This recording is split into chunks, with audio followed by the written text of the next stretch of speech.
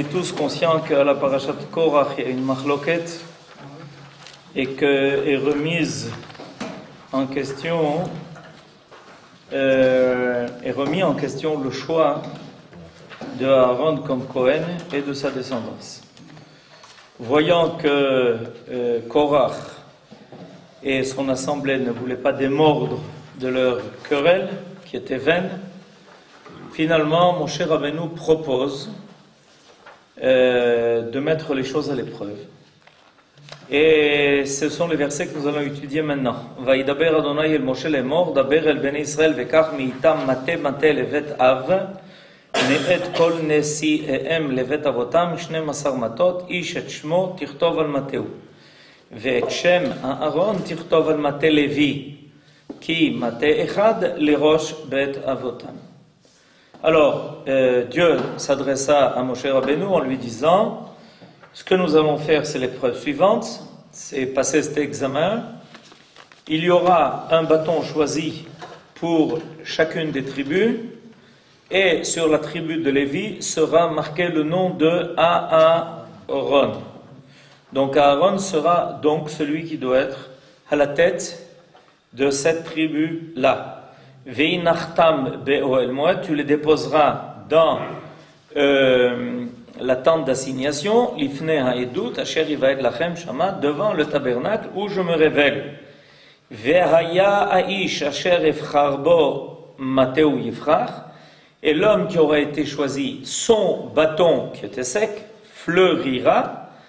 Va ashikoti me'alai et telunot bene Israël asher en malinim alechem, et grâce à cela je ferai disparaître donc les plaintes, les requêtes que certains émettent, et comme ça, une fois pour toutes, on écartera tout doute concernant l'élection de Aaron en tant que Cohen.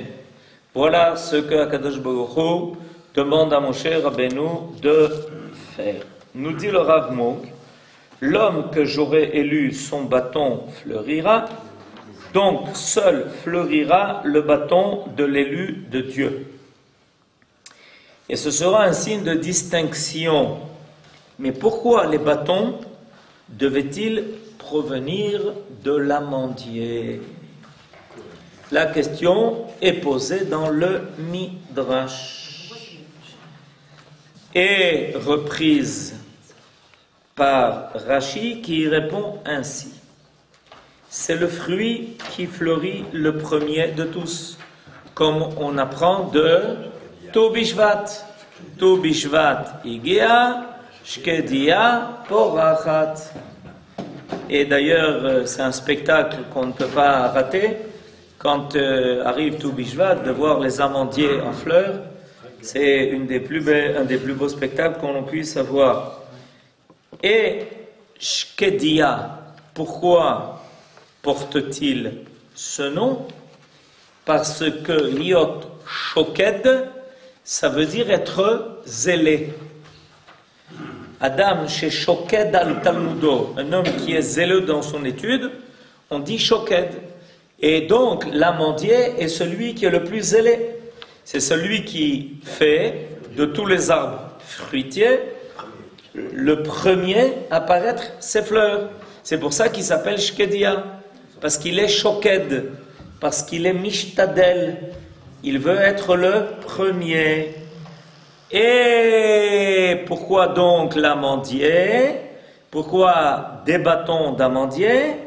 Et aussi vite vient la punition de celui qui se rebelle contre le sacerdoce.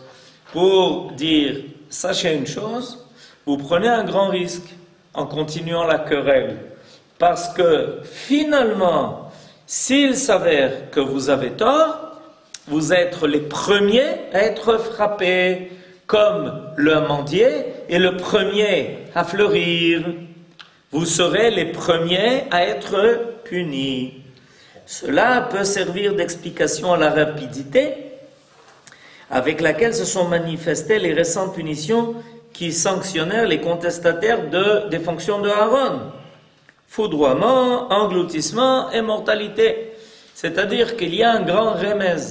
On peut trouver dans la nature des allusions à la menée du monde. C'est pas par hasard. C'est-à-dire que quand quelque chose intervient par l'intermédiaire d'une des forces de la nature, il faut savoir reconnaître à travers cette force-là la force de la providence. C'est pas par hasard que ces bâtons sont choisis. Cette interprétation est à l'opposé de celle que donne le Rav Shimshon Raphaël Hirsch, qui constate, tandis que tous les arbres, au début du printemps, semblent encore hésiter à sortir leur première pousse, l'amandier est déjà en pleine floraison. Image de cet esprit de décision, de cette promptitude à suivre l'appel de Dieu, en présence d'une certaine lenteur, d'un imperceptible doute qui freine l'élan des autres vers la lumière. Le Rav Shimshon Raphaël Hirsch voit dans le fait que c'est le bâton, la branche d'amandier qui a été choisie, pas seulement, ça ne se contredit pas forcément les deux explications, pas seulement l'idée que ceux qui se rebellent contre le choix de Aaron vont être rapidement punis, parce que la raison qui fait qu'ils doivent être rapidement punis, c'est que c'est quelque chose de très grave qui est remis en question. Parce que dans toute société, il y a un ordre. Et puis, il faut qu'il y ait des gens qui soient choisis pour, par exemple, le service. Le tabernacle a été érigé. Si on remet en question la place de Aaron, qui va rentrer dans le Kodesh HaKodashim le jour de Yom Kippourim? Qui va offrir les korbanot? Qui va offrir l'encens?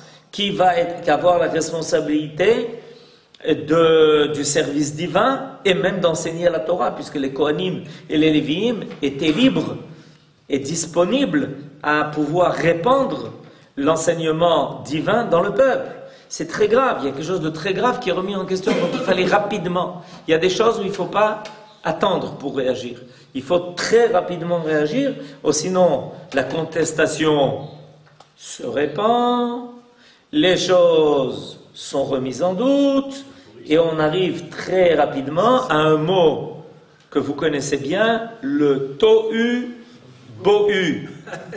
Tohu bohu, on a longtemps cru que ça datait du Moyen-Âge. Non, ça date de la Torah. Tohu vavohu.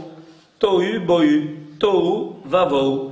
C'est-à-dire que quand certaines institutions sont remises en cause, alors ça commence à faire vaciller tous les édifices. Mais le Rav Shimshon Raphaël Hirsch dit que ça peut aussi nous expliquer les qualités, les vertus particulières des Kohanim et de la tribu de Lévi, qui sont très zélés. Nos sages nous disent à propos des Kohanim, Zrizim em, pour pouvoir faire tout le travail et remplir tout le service qu'ils avaient à remplir dans le Beth Amikdash, ils devaient être extrêmement rapides, zélés, parce qu'il y avait un travail énorme à faire, et on se demande comment des hommes pouvaient être capables de tout faire, surtout pendant les fêtes. Et à Yom Kippourim, je vous rappelle que le Kohen Gadol faisait tout seul. Comment il arrivait? En jeûnant et en n'ayant pas dormi toute la nuit d'avant. Ça, c'est déjà quelque chose qui dépasse un peu les forces de la nature. Alors, l'amandier, précisément, vient faire référence à cela. Le fait que l'amandier est l'arbre qui est le premier à donner ses fruits, vient expliquer que pour servir à Kadosh Baruch Hu, de façon globale et générale, et à plus forte raison, les Kohanim et la tribu de Lévi, on doit être très zélé. Sinon, on n'arrivera pas à assumer tous ces devoirs. Lévi a su montrer cette promptitude lors du veau d'or. Il restera dans l'histoire du peuple juif l'infatigable combattant de la pureté de la pensée juive. En effet, quand Moshe Rabbeinu est descendu du Sinaï et qu'il a vu le peuple autour du veau d'or, qu'est-ce qu'il a crié? Mi Lachem Elai. Qui est prêt à me rejoindre? La tribu de Lévi s'est présentée, il leur a dit, eh bien maintenant vous passez dans le peuple, et tout celui qui a osé se prosterner et adorer, aduler le veau d'or, au fil de l'épée, ils n'ont pas hésité une minute. Et c'est une constante dans l'histoire. Quel est l'autre exemple très connu où les Kohanim ont été les plus zélés? Hanouka, Yafé Me'od. Tout d'un coup, ces Kohanim, qui sont les prêtres du temple, alors que le peuple se laisse aller à l'assimilation grecque et qu'il y a beaucoup d'hellénistes, tout d'un coup, Matityahu ben Yochanan Kohen Gadol crie, mais ça ne peut pas continuer comme ça. Alors, qui est prêt à se mobiliser avec nous pour le combat? Les gens le regardent d'un air un peu bizarre en disant, quoi, tu as l'intention de te battre contre l'empire grec? Tu sais ce que ça veut dire se battre contre l'empire grec? C'est comme aujourd'hui, on dirait qu'on se bat contre l'Amérique. Ne vous inquiétez pas, c'est le même son. Alors, vous vous rendez compte? Tout d'un coup, Matityahu ben Yochanan Kohen Gadol dit Mi Lachem Elai. Tout de suite, évidemment, les premiers à être là sont les Kohanim. Et ils sont prêts à donner leur vie et à partir au combat. Qu'est-ce que c'est évidemment Yafé Me'od. Bientôt, on va voir l'exemple de Pinchas, okay, avec ce spectacle terrible, insupportable de voir le chef de la tribu de Shimon qui ose prendre une non-juive aux yeux de tous. Et évidemment, le peuple est atterré, personne ne sait quoi faire. Pinchas ben et Aaron à Cohen se lève, prend sa lance et boum, ce que personne, Ben Eleazar ben Aaron à Cohen, il est le petit-fils, Pinchas ben Eleazar ben Aaron à Cohen, et tout le monde, qu'est-ce qu'on fait, vous savez, on parle, alors qu'est-ce qu'on fait, mais quelle est la solution, qu'est-ce qu'on fait? Ben lui, il n'a pas demandé qu'est-ce qu'on fait et qu'est-ce qu'il faut faire. Il s'est levé et en l'espace d'une seconde, il a réglé le problème et tout le monde dit, ben, kol hakavod, évidemment, kol hakavod à celui qui prend l'initiative, kol hakavod. Il faut être pour ça Pinchas, il y a fait mort, c'est un bel exemple. Il y a Pinchas et il y a ensuite, à l'époque des Hashmonaïm, oui. Comment ils ont eu les bâtons d'amandier dans le désert? Ils avaient tous des bâtons d'amandier. Très belle question. Très belle question. Et la réponse est que autour du puits de Myriam, qui donnait de l'eau en permanence, poussaient des arbres. Autour, dans le désert, là où le puits s'arrêtait, tout d'un coup, autour du puits, on commençait à avoir un Gan Eden. Voilà. Alors, finalement, dans cette affaire, il est connu que, c'est bien évident, c'est la branche de Aaron qui va fleurir. Ça indique quoi? Que c'est bien de lui que descendra la descendance qui assurera l'avenir de la prêtrise. En effet, un arbre qui donne des fleurs nous prouve que l'avenir est assuré. On l'a planté, il donne des fleurs, après les fleurs, il va y avoir les fruits, donc l'avenir est assuré. Donc, le fleurissement de la branche de Aaron vient confirmer définitivement pour toutes les générations à venir que c'est bien de Aaron que pousseront les rejetons qui seront capables de continuer à assurer la prêtrise dans ce peuple. Et évidemment, les autres voient que leurs bâtons n'ont pas fleuri. Oui, Madame Cassel. Je m'excuse, mais dans l'histoire, il y a aussi 2 enfants de Aaron qui sont morts. Nahon. Et il n'a que 2 enfants. Nahon. Comment ça va être les rejetons de Aaron qui peuvent assurer la prêtrise Il avait 4 enfants. Il y avait 4 enfants. Il avait 4 enfants, mais il y en a 2 qu'il a perdus. Oui, et 2 qui sont restés. 2 qui sont restés, ça Et c'est ce qu'on vient de dire par exemple à propos de Pinchas. Pinchas, il était le fils de Éléazar. Okay. Il y a eu Nadav et Avihu effectivement qui ont été punis, tués. Et par contre, Éléazar et Itamar, eux sont restés. Et 2 sont sortis, tous ceux qui vont continuer à Aaron. Alors, oui, Abraham. Peut-on oser faire une comparaison avec la période actuelle? Aujourd'hui, on voit, puisqu'on parle de contestation, de marloquet, et on voit une contestation sur l'État d'Israël. Est-ce que ce n'est pas aussi grave aujourd'hui d'entendre toutes ces contestations, qu'elles viennent du milieu religieux, de certains milieux religieux, qu'elles viennent de certains milieux laïcs, ou qu'elles viennent même des Arabes?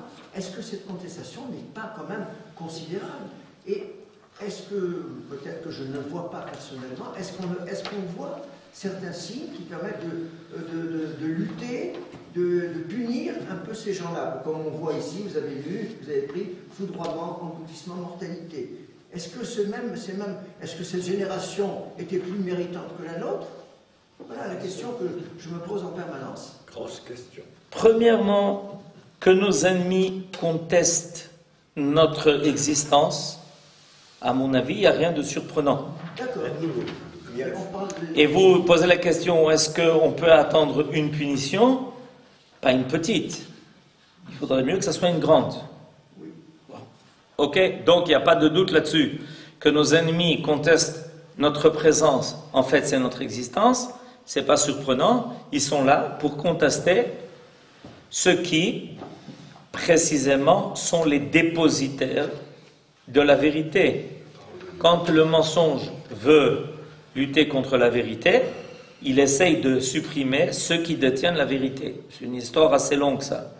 Donc c'est pas surprenant du tout qu'ils contestent et la légitimité de notre État, ni la légitimité de notre présence ici. Et ils le font à chaque fois sous d'autres méthodes. Bon, c'est clair.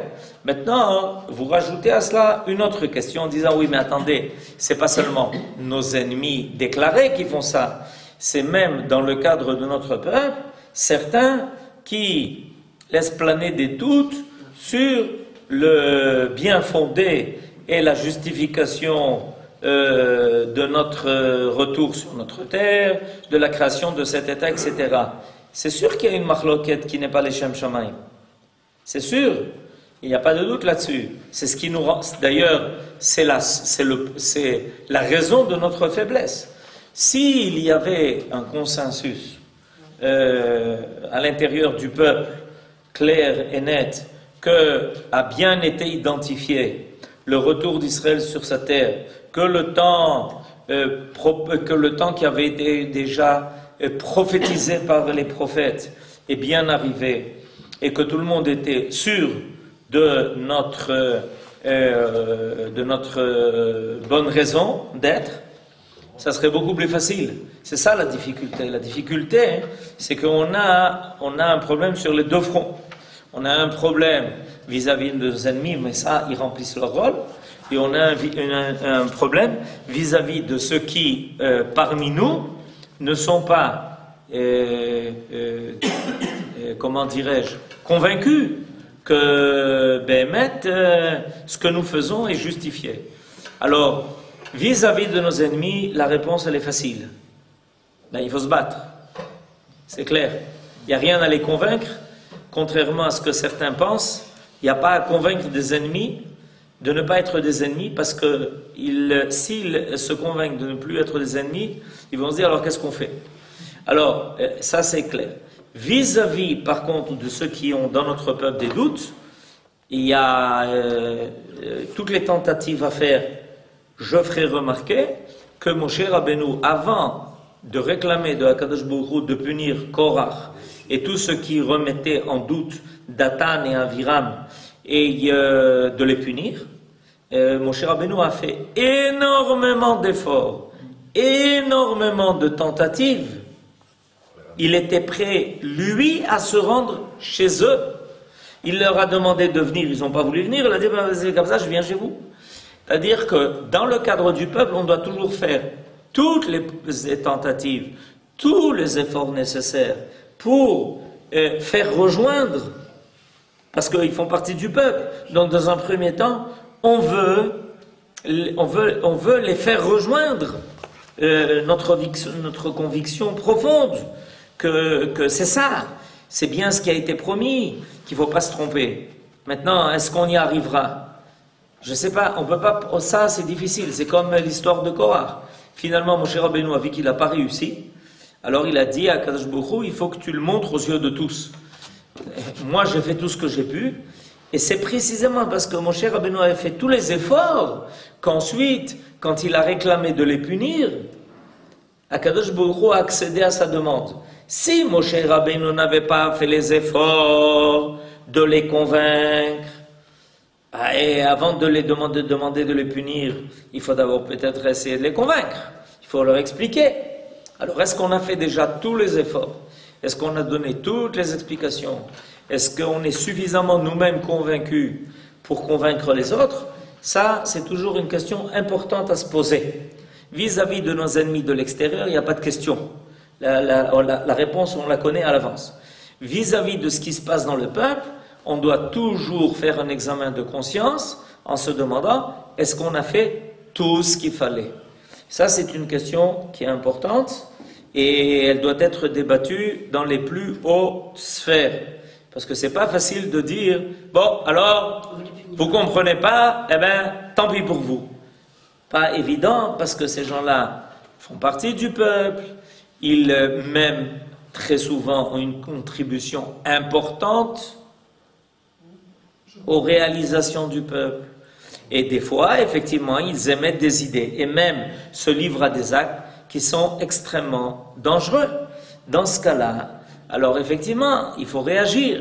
Il faut réagir et même réagir vite, avec la force de l'amandier, pour ne pas remettre en cause tout l'édifice. Mais ce n'est pas la même démarche, il ne faut pas se tromper. La démarche que l'on a vis-à-vis de nos ennemis à l'extérieur, c'est une chose. La démarche qu'il y a vis-à-vis des contestataires à l'intérieur, c'est une autre démarche. Maintenant, il y a des cas où effectivement il n'y a pas le choix. Si quelqu'un porte atteinte à l'ensemble de la collectivité, ça pose des questions. Il faut trouver les réponses. Mais ce n'est pas chacun qui va pouvoir décider. Remarquez que dans la querelle avec Korach, il a fallu arriver au plus haut sommet. Il a fallu arriver à Moshe Rabbeinu lui-même. Pourquoi? Parce que les autres disent, on ne sait pas si nous avons la force nécessaire. Est-ce que nous avons... Eh bien, il faudrait arriver à nos grands rabbins qui peut-être ne font pas, pardonnez-moi de le dire... Ah oui, moi les grands rabbins, je fais très attention de ne pas les juger. Non, je ne les juge pas, mais vous venez de dire, nous devons faire le maximum... Ils ont quelque chose à faire, je suis d'accord. Est-ce qu'ils ne font pas? Je ne suis pas sûr. Je pense qu'il y a une partie qui est faite.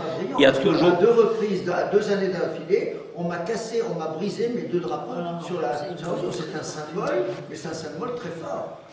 Aujourd'hui, Moi, c'est pas seulement l'amandier qui fleurit, c'est toute la terre. C'est toute la terre qui fleurit. Ils regardèrent et reprirent chacun son bâton. C'est une réponse à la question. Yalkut indique sur le psaume, indique que le bâton d'Aaron est celui qu'emporta Yehuda, celui qui prit Moshe, c'est celui que prit Moshe en Égypte. Enfin, celui avec lequel Aaron lui-même opéra des miracles devant le Pharaon. Celui enfin avec lequel David partit combattre Goliath. Il resta dans la possession des rois de la lignée de David jusqu'à la destruction du temple. Il sera de nouveau entre les mains du Mashiach et constituera la preuve de la légitimité des futurs grands chefs d'Israël au pain. Il a une longue histoire, ce bâton. Quand Yehuda a été envoyé par son père Yaakov en Égypte, il l'a pris. Quand Moshe Rabbeinu a ouvert la mer Rouge, il l'a pris. Quand Aaron s'est présenté devant le pharaon pour lui dire attention, il faut les sortir de l'Égypte, il avait en main. C'est donc un bâton qui représente une valeur, et cette valeur elle est constante, et cette valeur elle était conservée dans le temple, et cette valeur n'est jamais perdue. C'est ça que ça veut dire. Que quand on nous dit que finalement le Mashiach reviendra avec ce bâton, cette branche-là, ça veut dire qu'il y a une permanence, une constante de cette force au sein du peuple. C'est ça qui nous rassure, en sachant que, comme vous venez de l'invoquer Abraham, malgré tous les contestataires et malgré tous les gens qui émettent des doutes, etc., finalement, qu'est-ce qui triomphera? C'est cette force-là. C'est-à-dire que finalement, il y aura suffisamment de lucidité pour se reprendre en main et dire « Allez, ça suffit les contestataires. Maintenant, on sait où est la vérité. » Malheureusement, des fois, on est obligé de passer par des événements difficiles comme celui d'hier. Mais petit à petit, il y a quelque chose qui se passe et dans le cœur des gens et dans l'esprit des gens. Et évidemment, vous avez raison, il ne faut pas chômer, il faut se mobiliser et expliquer les choses. Finalement, on espère qu'on n'ait pas besoin de repasser par ce qui nous est arrivé dans le désert avec Korach et Adato, et qu'on arrivera à bon port sans passer par des querelles si difficiles et si terribles. Il semble que l'histoire se répète. Nachon. Mais c'était pas juste parce que Aaron il avait un bâton qui avait une secoula particulière et les autres ils avaient des bâtons ordinaires. Alors c'est normal qu'il y ait un miracle qui se produise. C'est toujours la même histoire. Quand quelqu'un réussit, donne-moi le truc. Nachon. Il n'avait pas de truc, il avait... C'est-à-dire, il faut savoir, en réalité, la force du bâton dépend de la force de celui qui le tient. Si vous aviez donné ce bâton à quelqu'un d'autre, walou, clou, Shabbat Shalom.